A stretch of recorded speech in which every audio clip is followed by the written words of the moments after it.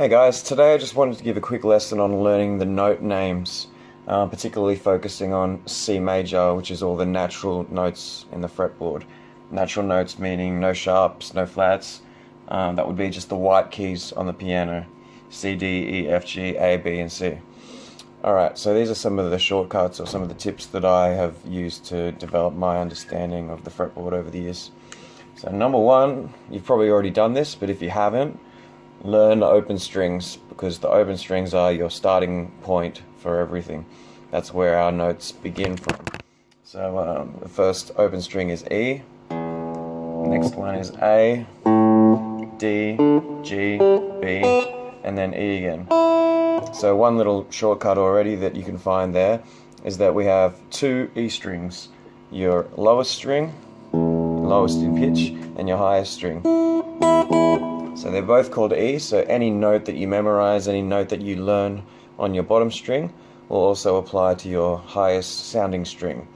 So we've already shortcutted our learning to 5 strings instead of 6, because these two are the same. Alright, the second step is to find the semitones on the fretboard. Now if we were piano players, that would be easy, because we could have a look at the piano and we could see that between E and F and between B and C, there is no black key, there's nothing in between them, which means they're already one fret or one semitone apart. With guitar, we don't have that luxury, because we just have a fretboard that we have to make sense of on our own. So we can use the knowledge of the piano and try to apply it to the guitar. Alright, so what does all that mean? It means anytime you find yourself on an E or on a B, you're going to move one fret up. All the other times, any other note you hit, you move 2 frets. And that's going to get you through C major scale, just using those pointers. Alright, I've tabbed out the first one for you of what that would look like. I'm going to play it for you. It goes like this: E, F, G, A, B, C, D, E. And we stop at the 12th fret. Alright, now you'll notice I started on an open E. My next note was 1 fret away, 0 to 1. Then I had some 2 fret movements, G, A, B, and then I hit a B, and so my next movement was 1 fret. And then another 2 fret movement, and then another 2 fret movement. And that brought me to the 12th fret. Alright, which brings me to point number 3 about the 12th fret. Why have we got this 12th fret here with 2 dots and the rest of them are different? That's because the 12th fret is your starting point again, what we talked about here. The 12th fret is called the octave, which means that it's the same note as the open string. So if this is E, A, D, G, B, E, so is this. Right? And also the dots that represent 3, 5, 9, also up here we have the same series of repeating dots: 3, 5, 9. So anything that you learn and memorize down this part of the neck, try to visualize and memorize it as being exactly the same here. I always just kind of look at this as a mini guitar, or a smaller version of the first 12 frets. I'll give you an example.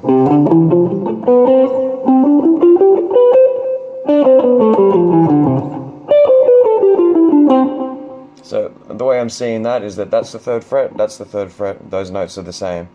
Okay, so now we've shortcutted our learning once again by trying to just visualize octaves, and the guitar is 2 separate groups of octaves.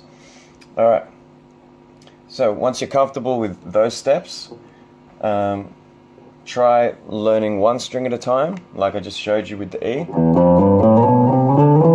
Then you can try grouping maybe 2 strings together at a time.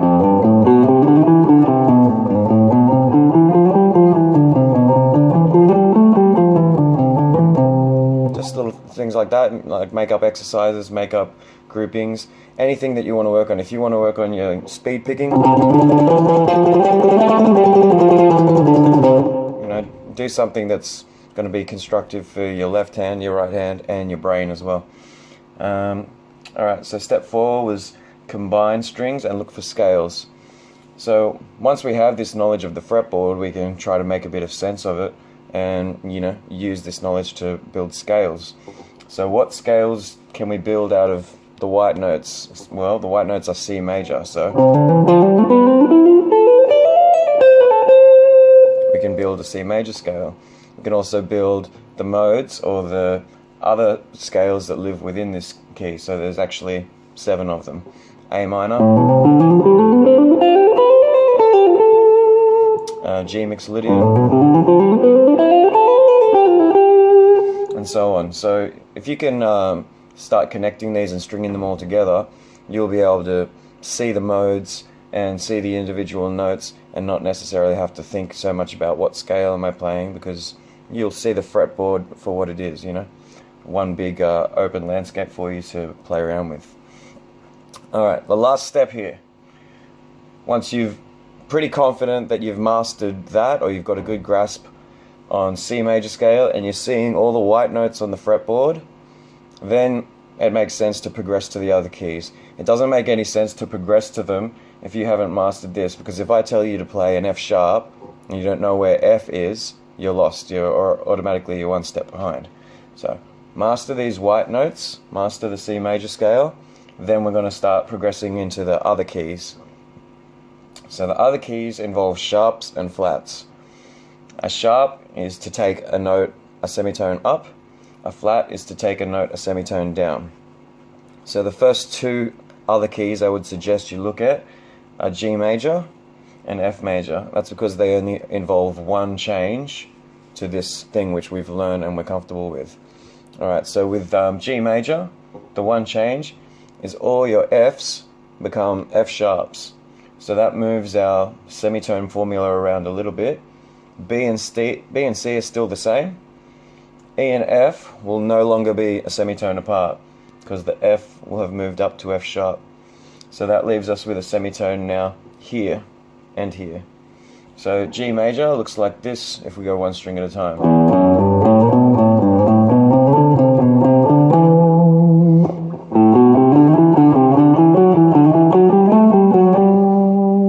Alright, and the next one is F major, and that involves a B flat. So that's taking all of these B's and moving them down one semitone, which means your semitone formula, this stays the same. This is no longer a semitone apart, and the semitone is now here between A and B flat. Looks like this.